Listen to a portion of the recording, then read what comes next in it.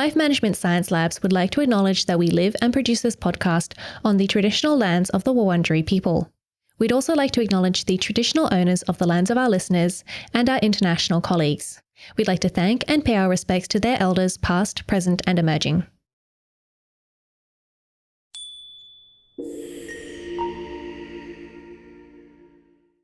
Hi everyone, and welcome to On the House, the Household Management Science Insights podcast produced by LMSL, the Life Management Science Labs.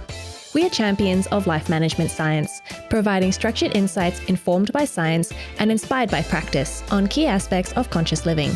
Each week we bring you scientific and practical insights on each element with the expert knowledge of professionals in the field. I'm your host, Gabriella Yastra, coming to you from Naarm, Melbourne, Australia. Let's begin.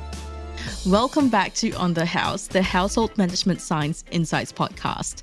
We live in an age where millions face hunger and malnutrition, where the effects of climate change threaten agricultural productivity, and so food security remains an urgent concern. The World Bank Food Security Update for December 2023 suggests that global food security conditions are stabilizing slowly in 2024, but disparities between income groups continue to increase.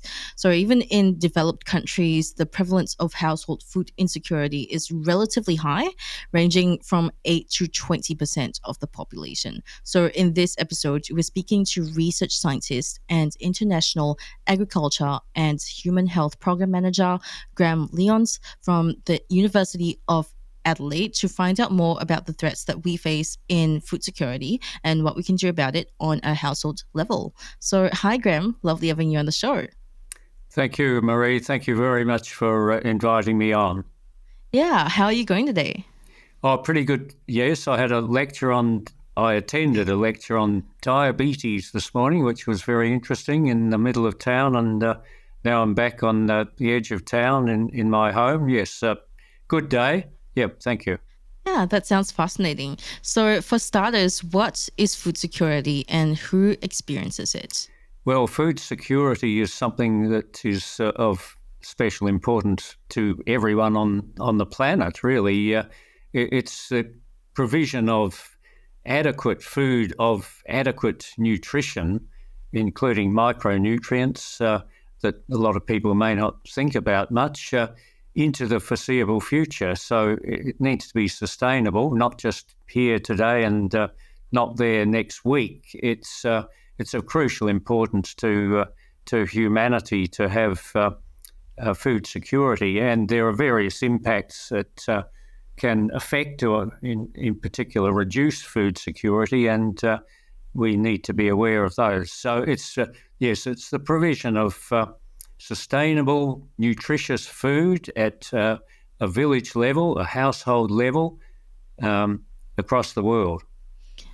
And are there any differences in the struggles faced in food security between developed countries and third world countries?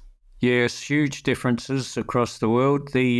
Much of my work's been involved in so-called developing countries. They're developed countries. They suffer a range of problems that may not be seen in developing countries, although they are catching up on some of these what you could say are negative food trends. And diabetes that I mentioned earlier is now pretty much a global pandemic because of eating too much of the wrong foods, producing obesity, diabetes, heart disease, cancers, too much simple carbohydrates is probably the key cause of diabetes, but there are other ones. And that's a particular problem in countries like Australia here, but USA, Canada, UK, European countries, and because of differences in genetic susceptibility, the diabetes is a real problem in the Pacific Island countries. And so that's where the last project I worked on was in the Central Pacific, trying to target that and work out ways that we may be able to alleviate some of those very high rates. But then at household level in developing countries and in developed countries, there can be micronutrient deficiencies. We call it hidden hunger, zinc deficiency, iron deficiency, selenium, iodine, vitamin A. Some of these things you only need in very small amounts, but if you don't get them in those small amounts, there will be problems of health, and it can be intergenerational. And in the case of iodine, if a pregnant woman doesn't get adequate iodine, that the baby that she has will suffer for the rest of its life in terms of reduced intelligence and often size and various other things, fertility. So it is something that can be easily prevented, but and you don't have to supply high levels. It's just the adequate levels of these micronutrients, and of course macronutrients are involved as well. And the categories of foods like protein. There's plenty of people who would suffer from protein deficiency around the world. Yeah, that's a really insightful answer, and it's actually an incredible preface for our topic for today. But before we get further into detail, I'd like to get to know you better. This is Have You Met Graham Lyons? And my first question for you is, what do you like to do in your spare time? Well, I'm not sure that I ever get any spare time, Marie. Although I'm supposedly pretty much retired from the university in terms of conducting grant-funded research, I still have an office there and go there about once a week, and I'm still pretty much in touch with mostly selenium research. That's been the main thing I've done over the last 20-odd years. So I still review articles on things. But I've got a small farm in the Adelaide Hills here. My history was as a farmer until my mid-40s, and I sought a change of career, and I initially thought I'd like to be a medical doctor, but then no, we decided that would take me too long, and I'm quite glad I didn't actually. Given some of the things that have happened in recent years, so I did public health, studied epidemiology, and particularly the impact of some of these micronutrients in countries which are deficient in them. So I've still kept in touch with the land. So if every second day I go up to that farm, and currently we're short of feed, and we're getting these continuous sunny, warm days and no rain for some time. So I'm feeding out rather a lot of hay and grain up there. It's costing me a lot. Yeah. But otherwise, I try to keep fit. I like fitness stuff, running up and down Mount Lofty and push-ups and things like that, and weights. So that's and I like classical music. That's my big entertainment. I don't go out to that many things except when the Adelaide Symphony Orchestra puts on a concert which features some of my favourite pieces, and so I like to go to that. And I do a fair bit of reading about various subjects, and and there's people send me a lot of videos and things that they insist that I watch. So sometimes I'm up till midnight doing that, which I shouldn't do. But there's so much happening in the world at the moment that I like to keep in touch. And if you only rely on the mainstream media, you will be missing out on a lot of the real things which are happening out there. So hence, I don't get much spare time, I'm afraid. Well, that's fair. I feel like there's so much to do, like what you said. Tell us a bit more about your farm. What animals do you keep on the farm? Well, you can see one of them above me there. That's an Angus bull. So we've got those black Angus, and we've actually been breeding them since 1962. We used to be involved in farming in quite a big way. Adelaide Hills, Kangaroo Island, Adelaide Plains, mixed farming. But the main thing I was interested in was cattle breeding, and we're still doing it just in a small way. It's only 112 acres, but it's enough to, particularly at times of the year like this, to keep me fairly busy.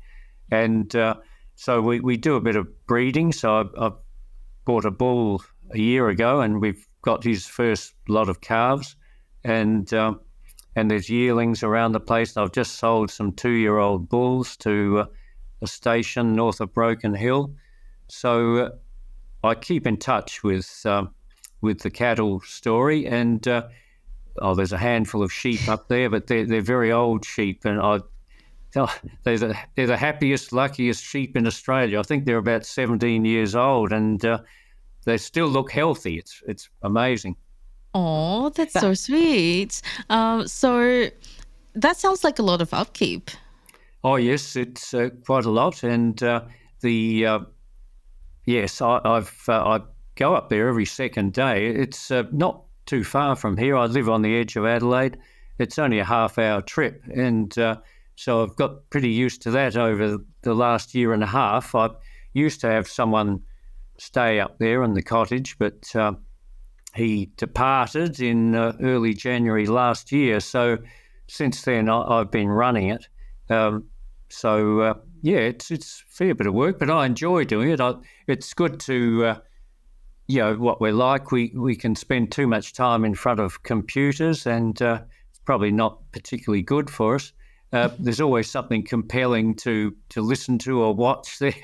It's good to get away from anything like that for a day up on the farm and be feeding out hay or checking the calves, shifting them around, or I'm renovating the cottage up there. So there's never a lack of things to do. Yesterday I found a leak in the electric fence. That can easily happen. We've got some kangaroos up there that sometimes jump over the fences or through them, and they sometimes pull the electric wire onto the rest of the fence and it shorts out. So there's always things like that. And unless you keep pretty well on top of it, things soon run down. A place like that where you've got bulls around, they'll wreck your fences if they discern that the electric fence is not working, which they can do quite quickly. They seem to test it. There's plenty to do.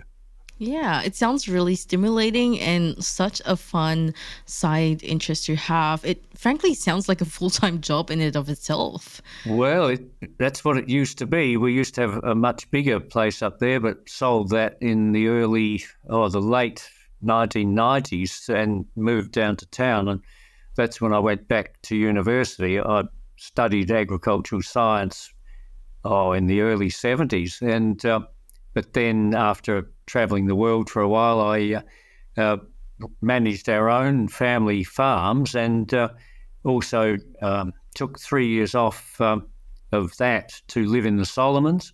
And that's why you can see that Nusu head up on the top of the bookcase there facing the bull. That's the symbol of the Solomons.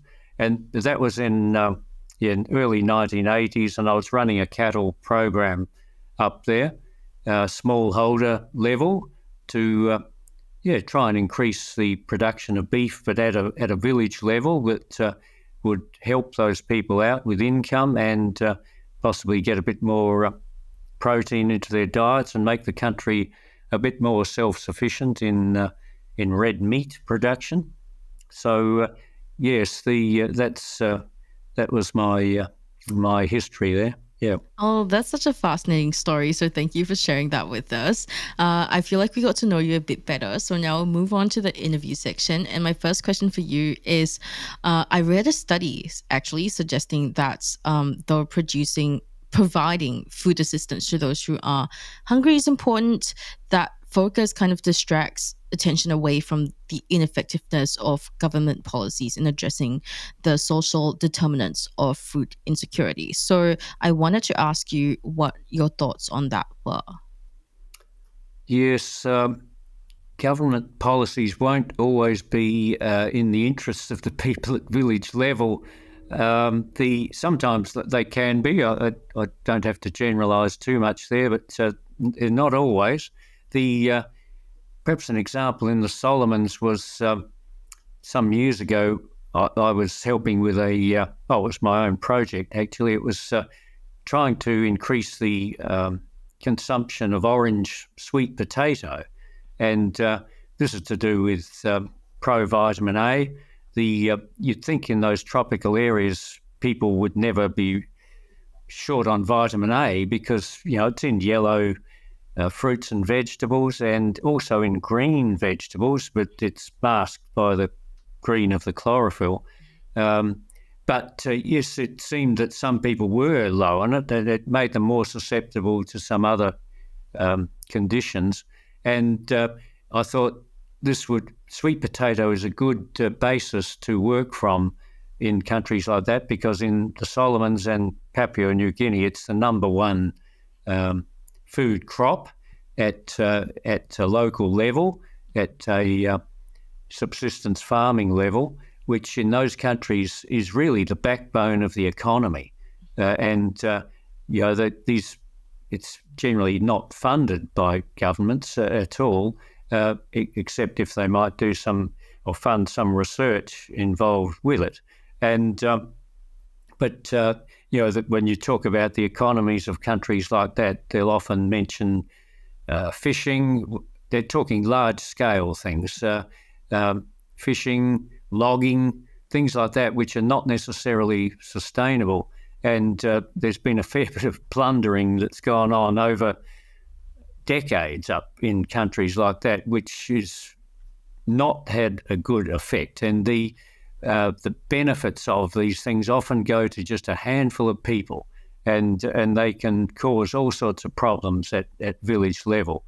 So I'm more interested in subsistence agriculture, and its families working at village level with their own food gardens, and they're very good. They develop great knowledge of how to farm in a sustainable manner. Yes, I say sustainable. Yes, it's not always sustainable. Sometimes the old slash and burn agriculture, it's not necessarily all that sustainable, but it can be made so by the use of certain other plants involved, which can improve the fallow period that they have between when they run the soil down with several successive crops and the yields become low. The traditional way in some of those countries is to just leave the land fallow. All sorts of weeds and bushy species grow up, and sometimes they'll burn them down and make the nutrients more available through ash. But we've developed some ways that they can improve sustainability there without having to bring in outside inorganic fertilizers, which are mightily expensive for people in those countries. And in the case of Kiribati, and I think Tuvalu, where I worked up until 2019, we're talking atolls there, and the inorganic fertilizers and chemicals are actually banned on those atolls by the government. And that is, I think, a good policy up there, because they've got fresh water. And it's surprising, really, underneath those atolls, particularly in Kiribati, which are in the middle of a huge area of ocean, all salt water. You'd think it would be impossible to have fresh water there, but they have, and they need to be careful that they don't ruin that resource. And so we've done work up there using composting techniques that improve the yield of what they're growing in the food gardens and elsewhere, and so we can get by at a family farm or a village level without those inorganic fertilisers, and also using legumes that fix nitrogen, this sort of thing. Yes, I've rambled on. I've forgotten what the original question was. Sorry, Marie. No worries about that. My next question actually was going to be, you did mention that you don't think that government policies are really a major concern for people at the village level. So I was wondering, would that mean that government policies are really more of a concern for people in more developed countries? Well, yes, look, they can certainly still be of concern or of interest to people in developing countries as well. What I was going to lead to, I got sidetracked on talking about the orange potato. What I found, this was about 10 or 15 years ago, I would go up to the Solomons hoping to get some input from the agricultural staff up there, and they'd all be busy working on a smallholder rice program, which, and it was from the input of Taiwan, which they did a lot of good work up there too in demonstrating how to grow Western-style vegetables, and whereas I'm involved in these other types. But so they did good work, but one of the things they were in was trying to get people at village level to grow small plots of rice. And they tried this several times. It always ended up failing, but the money was thrown at it and the ag staff were putting a lot of time into it. They all had nice Toyota vehicles and things there. And but you have a small plots of rice, and it attracts every insect from about 5 kilometres when it's starting to ripen. And then you've got to have rice mills at a regional level, a provincial level, and invariably they would break down and there wouldn't be parts available, so they couldn't mill the rice properly. And it was never really a goer. But so quite a lot of resources were, I would suggest, squandered in that sort of a program, whereas what we were doing was trying to promote the sweet potato and a particular type of it, which is highly nutritious. And in fact, so that's a better way to get your carbohydrates in a country like that. It requires much less inputs. You don't need to be spraying it with any chemicals to keep pests away. And it's a lot healthier.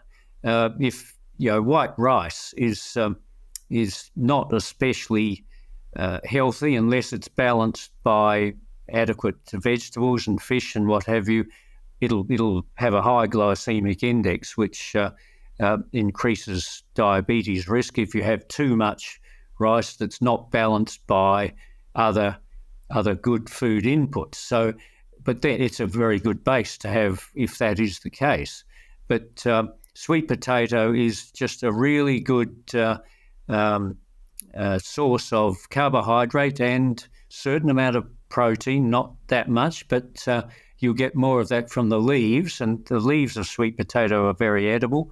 But it's proven itself up there, and it's replaced over the last maybe a couple of 100 years things like cassava, which often people prefer to eat cassava.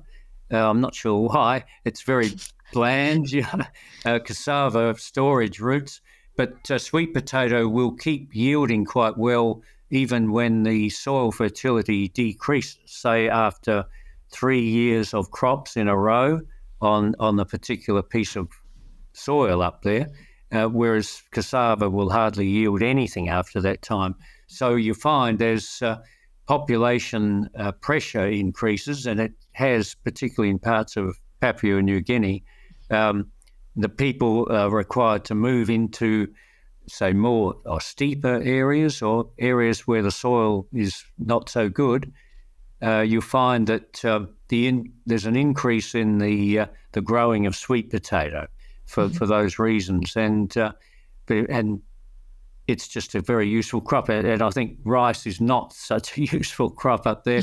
They can always import it, from Asia, and where they're growing it at a big scale, and it's probably better from an economic point of view to do that. just reminded me the World Bank was in touch with me about the program we ran in Kiribati and Tuvalu. They contacted us this year. They particularly liked that program. It was promotion of or identification and promotion of nutritious leafy vegetables and leafy edible plants in atolls of Kiribati and Tuvalu. And the reason I did that project was I'd already done one in the Solomons a couple of years before, and we produced fact sheets on these leafies, and they were very popular. And I thought, we can extend that to the atolls. And also I knew that a number of those plants are effective against the development of diabetes, and knowing what the rates of it are up in those countries, I thought, so there could be multiple benefits of a study like that. And we identified some very good plants up there. The people had been thinking they were just weeds, and they were throwing them away, digging them out, or just feeding them to pigs. They thought they weren't fit for human consumption. So the main part of the project developed into an educational thing at village level, and there were some very good women involved who would talk about how to cook these plants and make, they were naturally good in flavour, most of them, and but other things to add to make them even better. And because it's no good someone like me coming along and even producing fact sheets and just handing it over to them and saying, these are the plants you should be using, put these on top of your rice, cook it with coconut cream or just grated coconut, because that's a good, healthy product, and it actually increases the uptake of things like vitamin A and D, which are fat soluble, E. They won't take notice of someone like me. So we had them translated into their language up there, that the main language of those two countries. But we had people going around village to village talking about this and having meetings, and that sort of thing is crucial. And there were talks in schools as well. Whenever the group I was involved in went up there, we made sure that we talked in various schools, and people were really interested in this. They hadn't heard that such things as drumstick or purslane or hedge panax could actually be used as food. Some were known to have medicinal qualities, and most of them actually have numerous medicinal qualities, and we've outlined that in the fact sheets. So, yes, I was getting on to, I tend to go off in a circuitous route or a tangent, and but the World Bank liked that project, and they're interested in, we're talking about government policy here.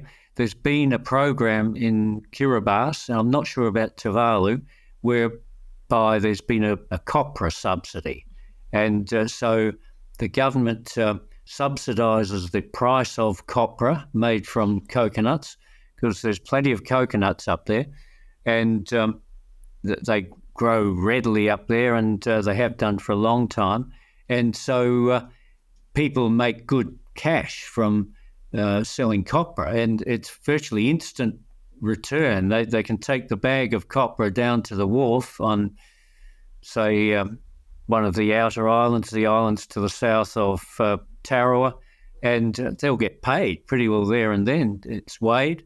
And so you'll find that where that sort of policy is operating, people will spend a lot of time on doing that, because that's the thing that'll make them money. And then the problem is that they'll spend some of that money on certain unsuitable foods at the local shop, and perhaps rather than spend it or their time growing nutritious plants in their food garden.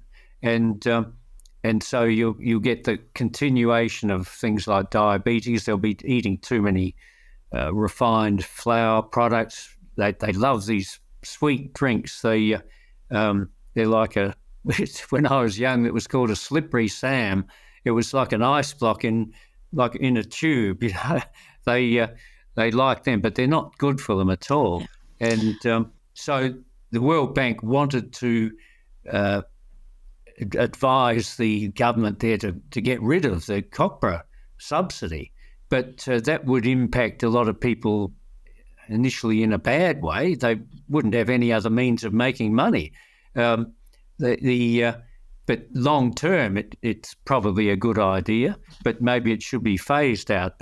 And they had the idea that maybe the people could make money from selling or growing and selling some of these vegetables, which would be in excess of their household requirement. It's possible. They wouldn't be easy to do. So that they probably really need to keep at least some level of the copra subsidy going.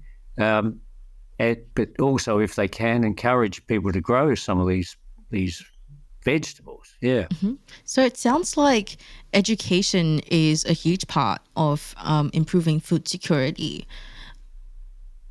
That's right. It's probably the biggest part, really, Marie. And education is it's a multi-faceted thing. Of course, it's not something that happens easily. You've got to keep putting input into it. It's not just adding another subject to the curriculum. You need to have people getting out there demonstrating cooking methods and growing methods at village level.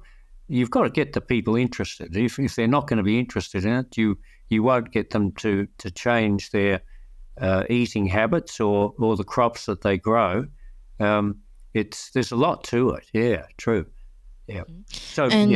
So in developed countries, what resources would be recommended, do you think, in order to upkeep with the education?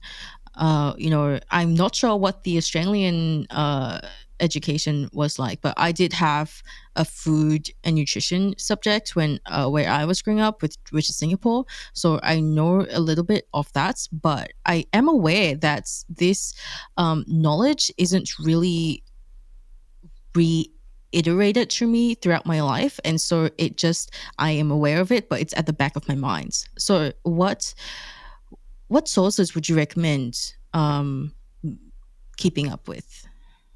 Well, it's yes, you're talking about developed countries now, but it can also apply to developing. Yes, we're subject to all sorts of pressures in a country like this, and numerous sources of information available to people on nutrition. It's just about the biggest subject there is, really. I always think you can look at it from two levels. One, it should be a very simple thing.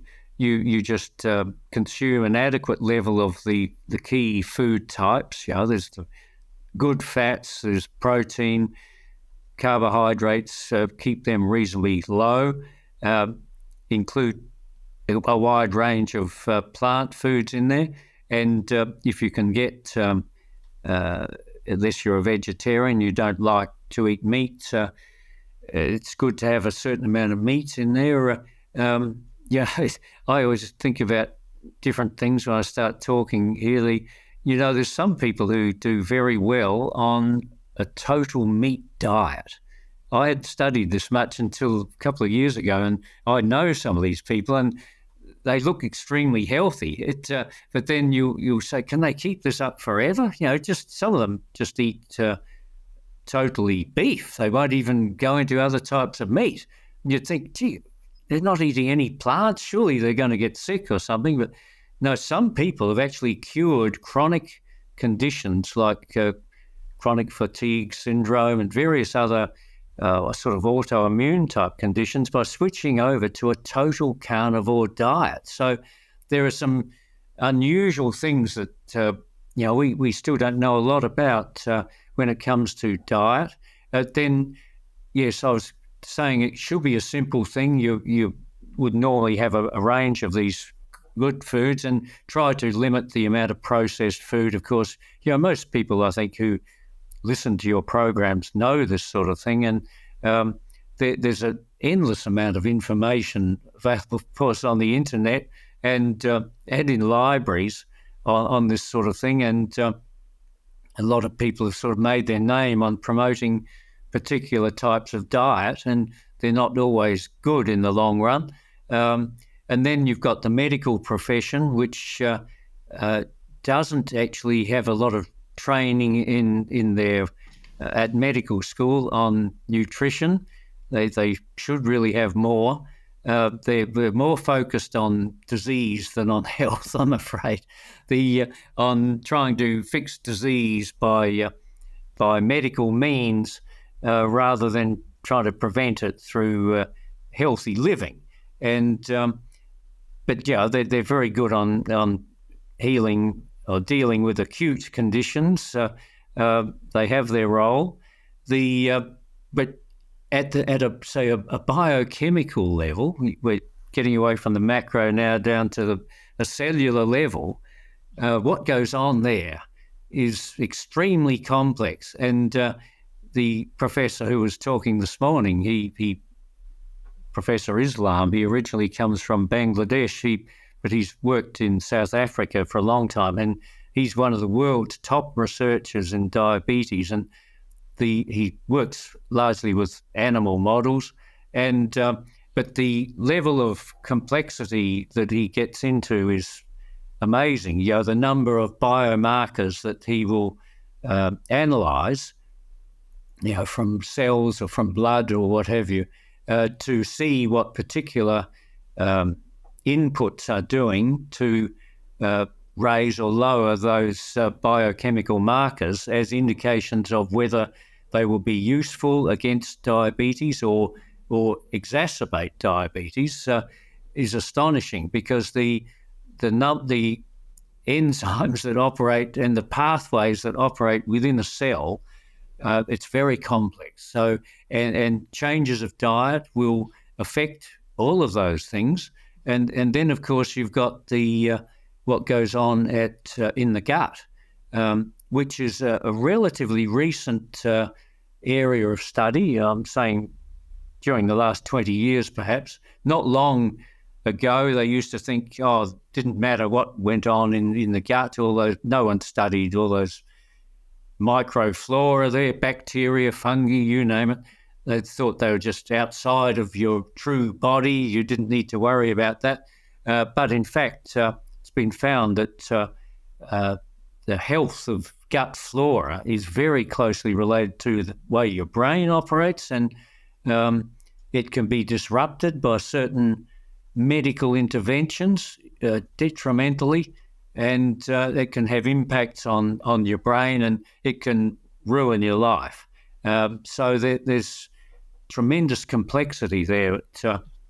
If you're getting into the biochemistry and the physiology at cellular level, and then into subcellular level, looking at mitochondria. Mitochondria are fascinating. That's your energy producing factories inside cells, and there are various things you can eat and do in the way of exercise that will I've heard it even said that it can increase the number of mitochondria, including and their size. So very complex. Yeah, that's incredibly fascinating, although, like you said, very complex. But to keep it to educational topics that the everyman would have come across, I've seen criticisms of the food pyramid for promoting a diet that's high in sugar, carbohydrates, and low in fats.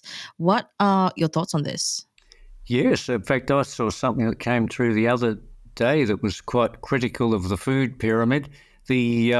Yes, certainly the simple carbohydrates should be limited.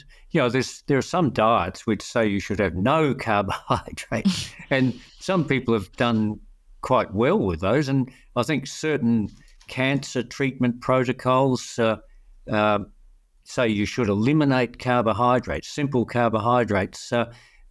So yes, large amounts or largish amounts of those should not be included in a healthy diet, I think.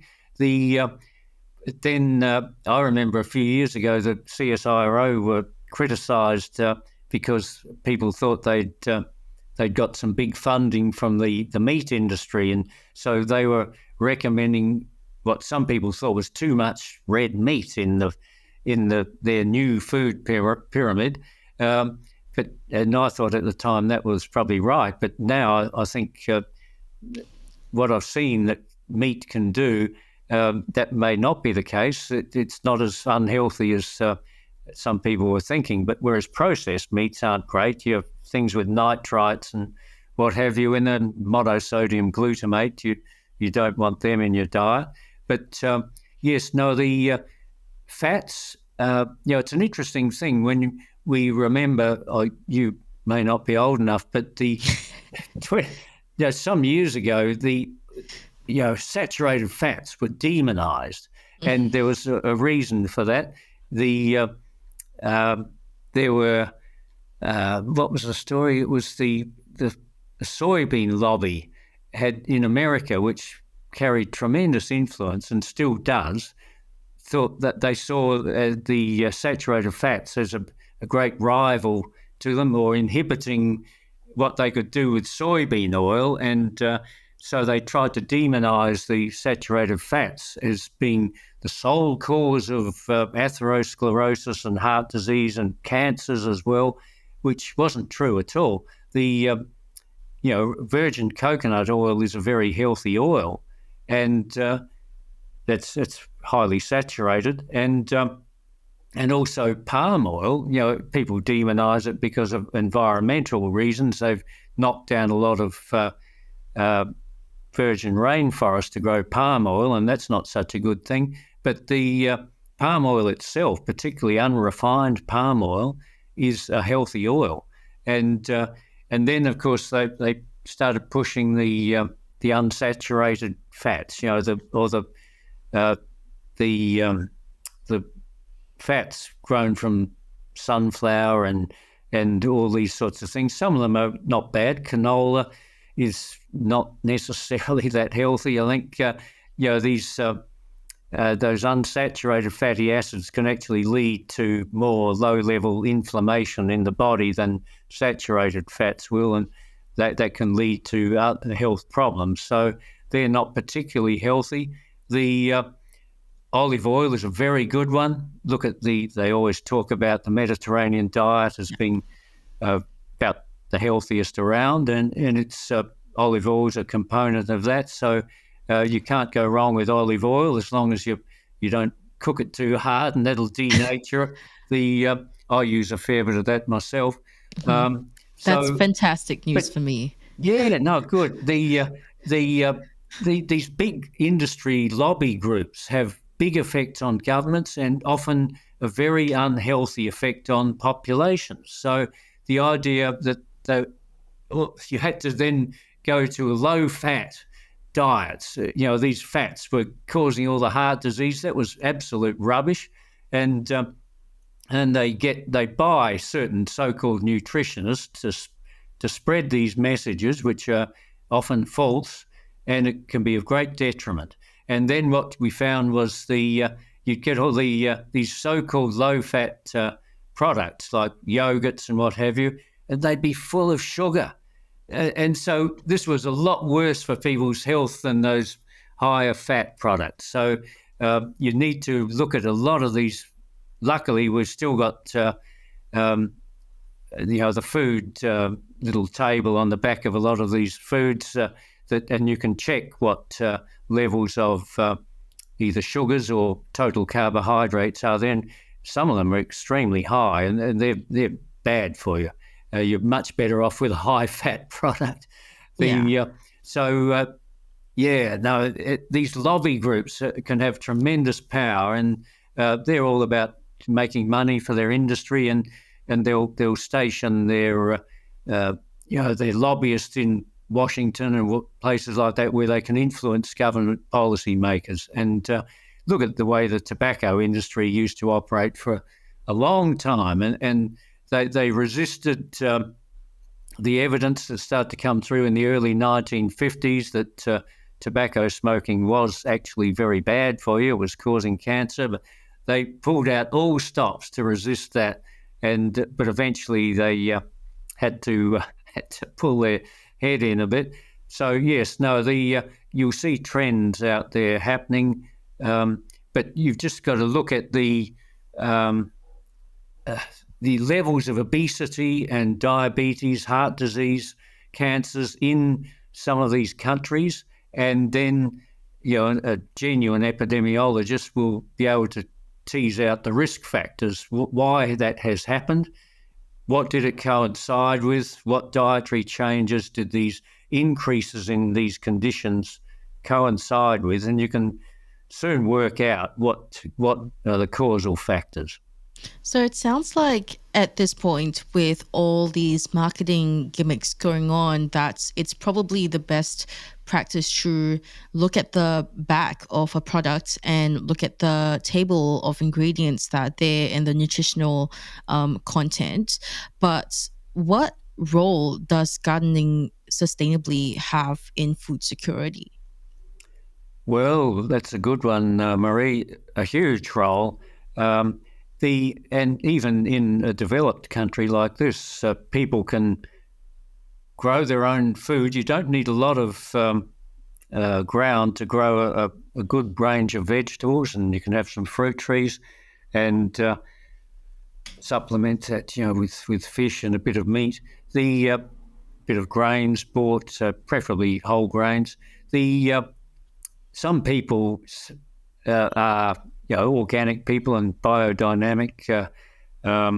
They won't eat any processed food. They become they're pretty strong on this, and they will only buy or grow their whole foods and make up their own meals from that, because they think they'll be getting too many maybe additives that they don't know which are in there, and they could be pesticide residues and weedicide, herbicide residues there.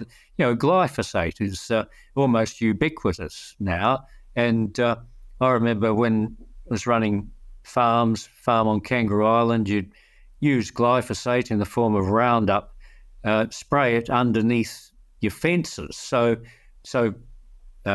grass wouldn't grow up high under a fence. So if a bushfire came along, it wouldn't ruin the fence, would burn straight through quickly. And if you've got electric fences, you don't want a lot of grass growing up and touching the wire.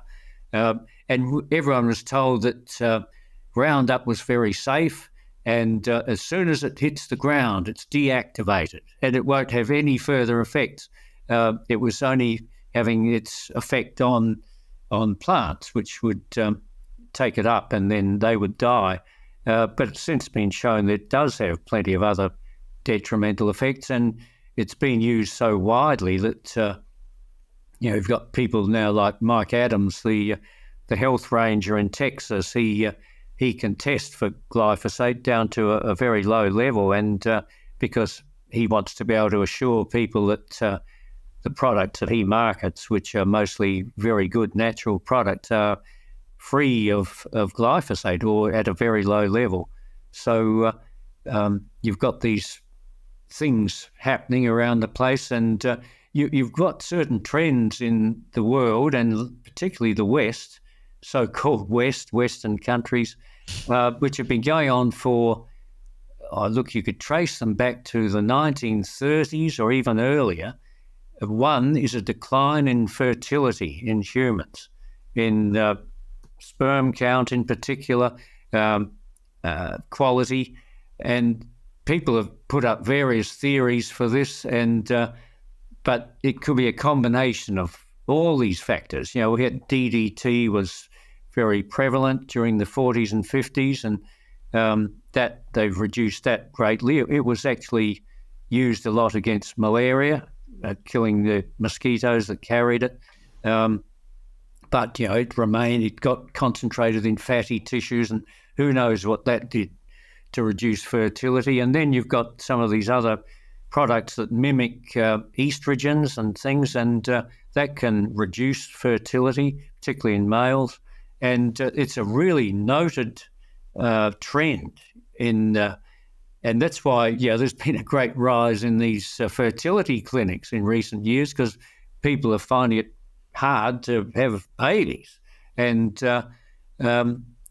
so there's going to be various things that would have caused this that have come through the food supply and through the air and through the water. We get some, how controversial do you want me to get, Marie? I can get as controversial as you like, and of course you can edit out whatever you like. We'd like to stick to as little controversy as possible, but if you think that it's incredibly necessary to say, if this is very necessary to what we're talking about for the episode. Yeah, well, as I say, you can edit things out. Tap water is one of the things that some people get very. They want to live as natural a life as possible, and they'll go to considerable lengths to purify their water. They'll have reverse osmosis units in their house, and sometimes not just for their drinking water. They will say some of the bad things which are in tap water will get through your skin if you're showering in it and things like that. I'm not such a purist as that. Maybe I should be, but I do tend to. I'm drinking filtered rainwater these days, but things like fluoride is one that really needs to be closely looked at. And that was after the Second World War, that was another industry thing that came from America. Fluoride is like it piggybacks in on certain fertilizers, phosphate fertilizers, and through the aluminium mining industry, it's an impurity there. And there was a problem with what would be done with this fluoride, because it really, if you're going to be serious about this, it's got no benefits to humans at all. It doesn't stop dental caries. Those studies that were done in the beginning were not properly conducted, and it's a neurotoxin.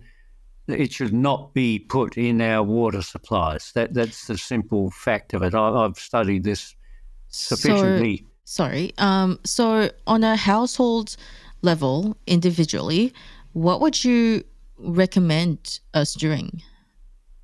Well, that's a good one. If you don't want to have 800 parts per billion of fluoride coming through your drinking water, and PureTap won't take any of that out. There are, I believe, certain filters which will take out fluoride, so then you can still base your water on tap water.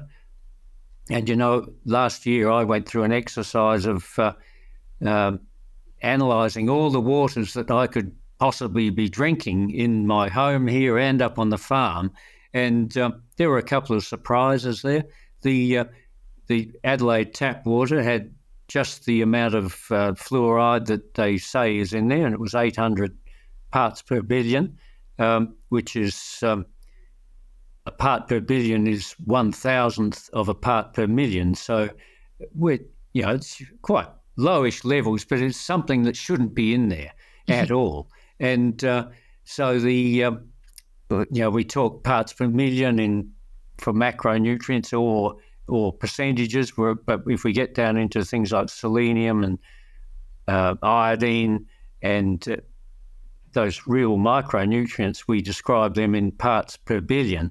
And really, you only need about 60 parts or 60 micrograms of selenium per day, whereas you need, say, 40 milligrams of zinc.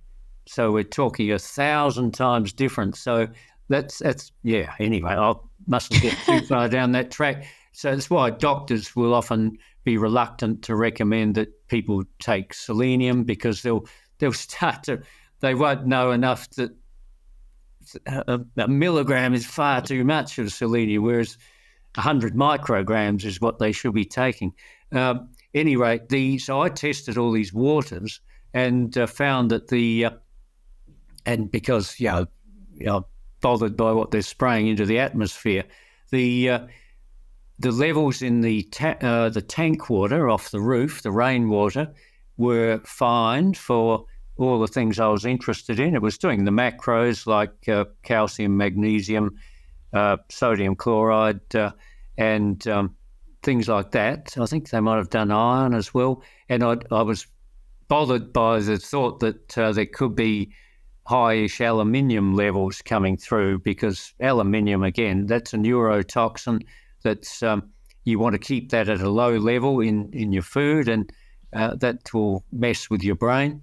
But at the farm and here in Burnside, the rainwater was a pretty healthy mix. But of course, you've got to realise this is just ICP, inductively coupled plasma optical emission spectrometry, which will give you a range of about 15 minerals.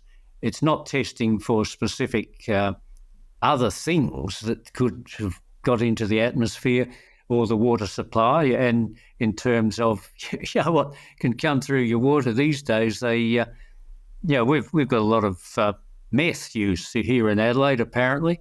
And in some of the regional towns, it's even worse. Methamphetamine, and the residues will end up sometimes in the drinking water, and it's not something you really want to be drinking.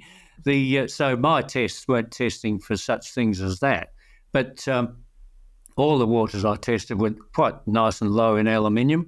And the boil water up on the farm was pretty good. It was much more mineralised than the other waters I tested, and no fluoride. And the interesting thing was that the dam water had 250 parts per billion of fluoride in it. Could have come leached from the clay that the dam is made of over decades, or could have come in through a bit of phosphate fertiliser, which is put out on the farm. So that's water that I would tend not to be drinking. That's the things you can do, but unless you test for these things, I don't usually rely on information provided by others. I don't necessarily trust it, so I have to spend the money to test things myself. But and the other thing is the same applies to some of the information that's supplied on food packets. It's only as good as the laboratory that did it. There's quite a range in quality of laboratories. The one that I was very fortunate to be associated with when I did my PhD, which was on selenium at Adelaide Uni, the analyst there insisted on a very high quality there, and he wouldn't release information unless he was sure that it met his standards, and which was ideal for me, because looking at selenium, you've got to get down to maybe a lower limit of, say, just 2 parts per billion. If you're really, it's amazing. And iodine, perhaps a bit more, zinc a bit more, but selenium, you've got to be really accurate, and that lab was very good at doing that. So that's a quality contact you have, I reckon. But bring it back to sustainable gardening.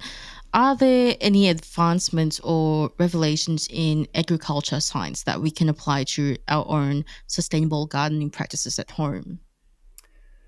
Well, look, they're probably mostly things which have been around a while. In terms of, say, a country like us, I'm here in Adelaide at the moment. It seems like a bit of a drought. You need to be limiting the water that you're putting on to your gardens, and things like mulching.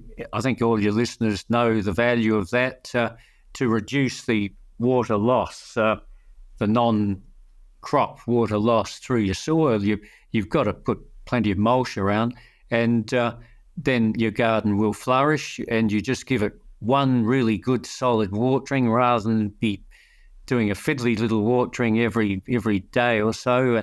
And so the water goes down to where the roots are, and it encourages deep root growth. You don't want the roots to be just near the surface, because they'll dry out pretty quickly. And so that's one. The other things, innovations in agriculture, I don't know. There have been all that many just in recent years that could be applied at sort of home garden level that people didn't know about already. You've got your, what do they call it, where you integrate certain plants to reduce pest infestations, integrated pest management, IPM, by using things like neem plants, well known in India and other countries, which deter some of the pests. They can be grown in amongst the crops that you're wanting to eat. There's a number of plants like that, and we were looking at some of that sort of thing up in the middle of the Pacific because a couple of the plants that we were recommending were being targeted by certain insect pests, and but that can be minimised by growing some of these other plants amongst them. So IPM is something to consider, and at a small level like that, you can get by without inorganic fertilisers, just like the people up in Kiribati by doing composting. There's some great experts on compost out there, and using waste from your kitchens and other places. And my colleague up in the Pacific program, Jeff Dean from Tasmania, was very good on compost and analysed numerous combinations of them that it was called targeted composting, and because certain nutrients are deficient up there, like potassium in particular, and zinc wasn't too bad, surprisingly. Very high pH soils, up to 9 up there, which limits the availability to plants of certain micro and macronutrients, but zinc was okay. But potassium we could increase by putting more burnt coconut shells in there, which are quite high in potassium, and then we would increase nitrogen by using some of the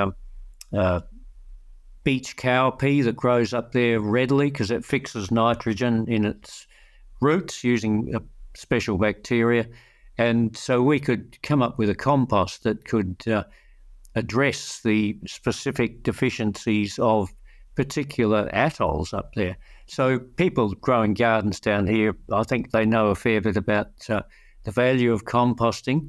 If I'm talking about inorganic fertilisers, when I rarely used to give lectures at the university, I spent most of my time researching. I wasn't sort of on the faculty as such, but people would ask me, why can't we just do away with inorganic fertilisers across the world? They're a menace. They're polluting river systems, and they were talking about NPK mostly, particularly P, phosphorus. And I said, well, if you want to sustain a population of something like 7 billion, you have to be using these at a certain level and to keep the food production up. But that leads us into other areas, like you, I think, mentioned to me before, the importance of food wastage, which is horrendous across the world. If that could be addressed, then the use of inorganic fertilisers can certainly be reduced. And then you've got a very interesting phenomenon of urea fertilisers, nitrogenous fertilisers, ammonium nitrate and what have you, which are derived from nitrogen in the air. Most people don't realise this. It's called the Haber-Bosch process. It was developed by the Germans prior to the First World War. And some people call it the alchemy of air. It's one of the greatest advances ever in agriculture, if not the greatest, that enabled much higher production of food crops, which is not necessarily always done in a good way. You'll get a lot of these monocrops that attract a lot of pests and what have you. But at any rate, it enabled a greatly increased production, because nitrogen is the foremost deficiency that you will see in crops generally. Crops have a high requirement for nitrogen, so it's often the first deficiency that you'll see, yellowish leaves and stunted growth. So that was addressed by this process. It's energy, it needs a fair bit of energy coming from oil and what have you to fuel this process, you've got to have a pretty big plant, and it pulls the nitrogen out of the air, which most people don't realise the air is 79% nitrogen, and by compacting it tremendously at very high temperatures using an iron catalyst, you can produce ammonium fertilisers.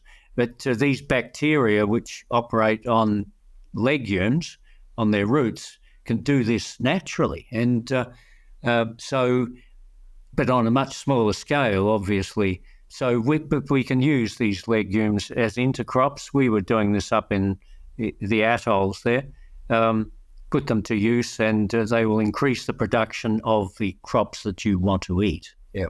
And so on a household level, on an individual, very small households level, what would you say are the gaps that gardening sustainably fills in food security? Well, you can grow pretty well any sorts of temperate crops down here if you wish. It takes effort to put in, and you might find the insect pests come and bother you.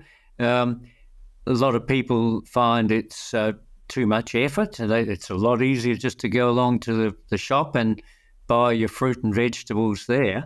But it can fill a gap in terms of it can be healthier than what you buy from some of the supermarkets. Not that they're unhealthy, but if you're growing it there with no pesticides, it could be better than some of those other ones that you would buy.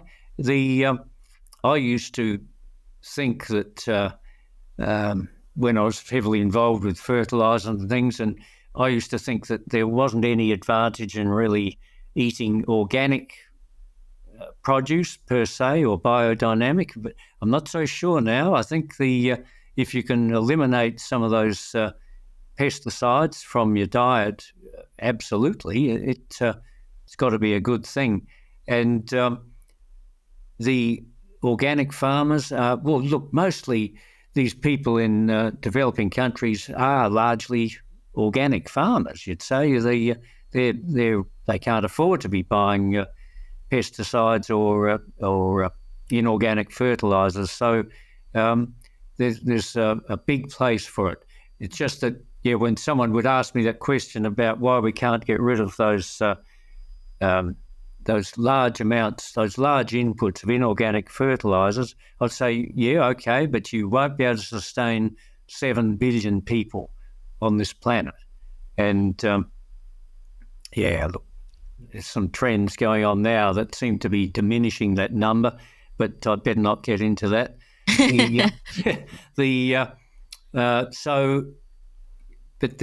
My grandfather used to run a fertiliser company. It was the biggest one in southern Australia, called Cresco Fertilisers. Cresco is Latin for I grow, so it was very aptly named. And they used to mine the phosphate rock from Nauru and Ocean Island. So that was a big thing. They were sort of British dependencies for a long time, and they had large amounts of this high phosphate soils up there, and it wrecked those islands. And it wasn't a good thing to be doing, but it sustained agriculture during decades down here in southern Australia. For sure. And it also, buying organic vegetables and fruit produce, I use the term, buying organic produce can be really expensive compared to regular produce as well. So it sounds like in the long run, it would be a good economical investment as well. That's true. It does tend to be more expensive. And look, people, if they've got enough room, they can put in a poly house or something like that to increase their production. And I've been thinking of doing one up on the farm there, because we've got unlimited water from some big dams up there, and it's not being used except just for stock drinking water. It's just I haven't had the time to get around to doing it. So you can increase your production by those means, and it can lead me into another area which some people won't like. How the best way that a horticultural producer operating in a greenhouse can increase production is to increase the CO2 level. So they will come up with means of putting more CO2 in there, and that will increase your crop yield.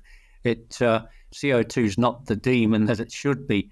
In fact, most plants on this earth are operating at a marginal CO2 level, which means that if CO2 increased, their yield would increase as long as they're still getting sufficient water and other nutrients. So it's a 440 parts per million is a suboptimal level for plant growth generally. Well, most of us probably aren't able to get our hands on CO2 or aren't willing to do that. But that's definitely, if people are interested in doing that, maybe as a retirement project, or if they just simply are interested in it, that's definitely a route they could consider. Thank you so much for sharing all of that with me. I feel like I learned so much from you. Now we're moving on to the open mic section, and this is your chance to talk about anything that you're passionate about, and it doesn't have to be related to the topic. So the floor is yours, Graham. Take it away. Gee, you may regret this, Marie. I get involved in some all sorts of things. But I'll limit you to about 2 to 3 sentences, if that helps. Yeah, sure. Well, look, I'm interested in the over-medicalisation of society. I think that's a very bad trend. And there's a book behind me, that pink one up there is by a great medical philosopher, Ivan Illich. He wrote that in 1976, and he predicted a lot of the things which have befallen the world in the last few years.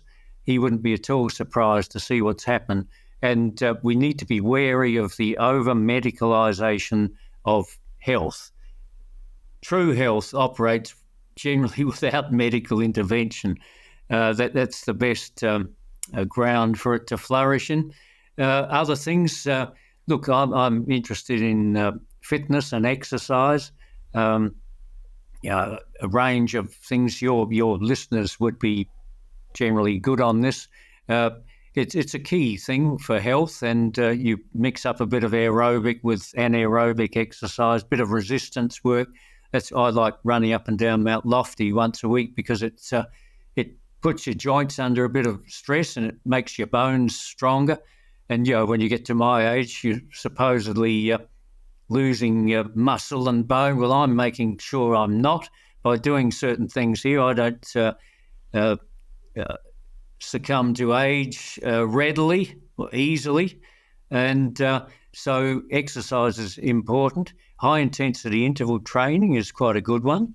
You can do that on an exercise bike. And that's the one that can possibly increase your number and size of mitochondria. So there's exercise. Now, I'm particularly interested in classical music, that, as I mentioned before, and I like heavy stuff. I'm not a great fan of Mozart, I've got to say.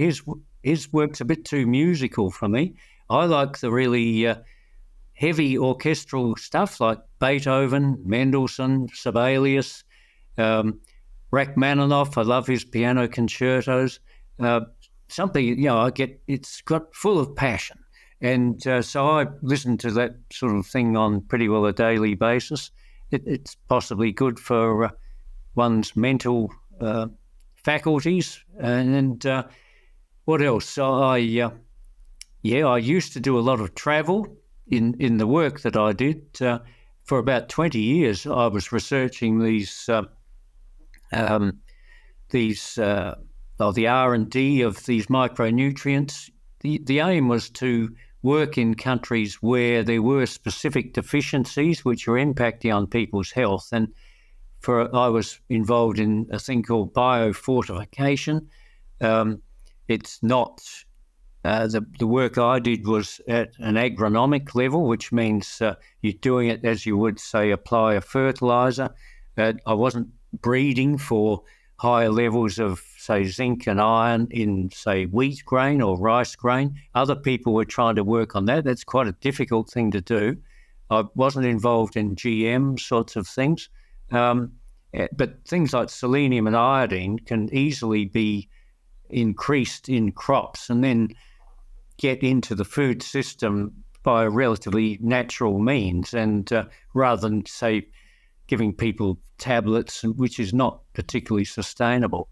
Vitamin A, for example, there's been a huge program going back decades. I think it's a WHO program of giving out vitamin A capsules and tablets.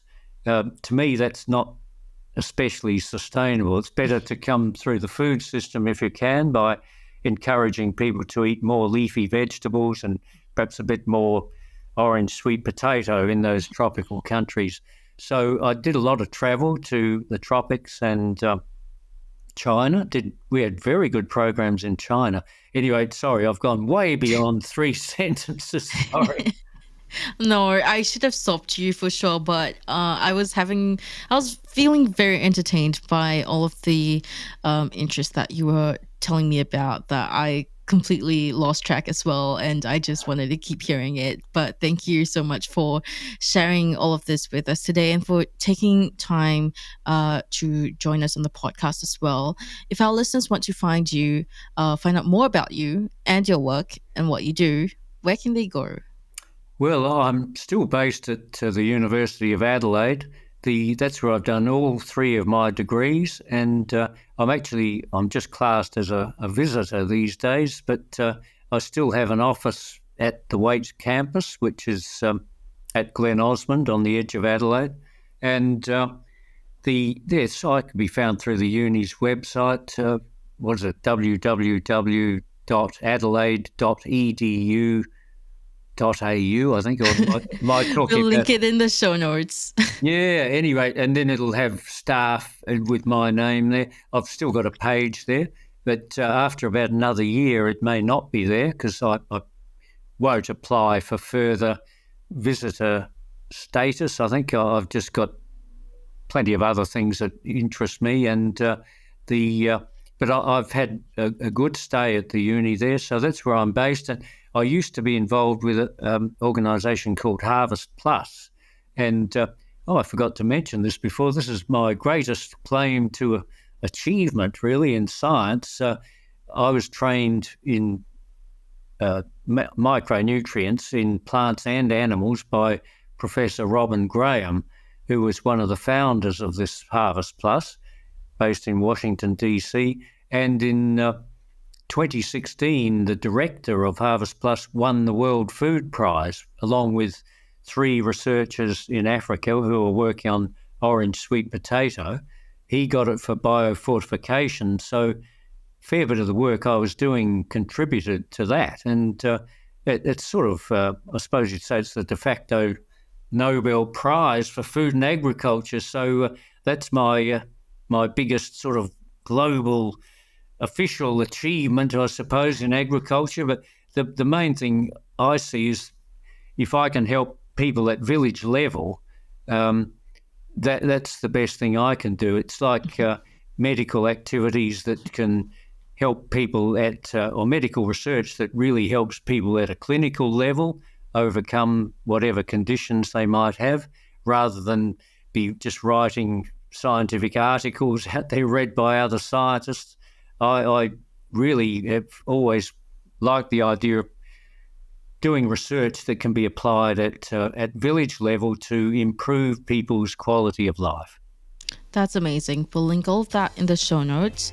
Thank you once again for joining us. And I wish we had more time to speak. There's so many more questions that I wish I could have asked you, but unfortunately, we've run out of time. So thank you everyone for tuning in, and we'll catch you in the next episode. Thank you very much for having me, Marie. You've been listening to On the House, produced by the Household Management Science Labs, a division of LMSL, the Life Management Science Labs. More episodes like this from across 10 life management perspectives can be found by searching LMSL on Apple Podcasts, Google Podcasts, YouTube, Spotify, and other podcasting apps available on your smart devices. If you enjoyed this episode, please consider rating our show, sharing it, and subscribing to our channel, as it helps other people find it so we can grow and bring you more quality resources. More of our work can be found on our website at hm.lmsl.net, where you can join our movement. I'm Gabriella Yastra. Thanks for tuning in.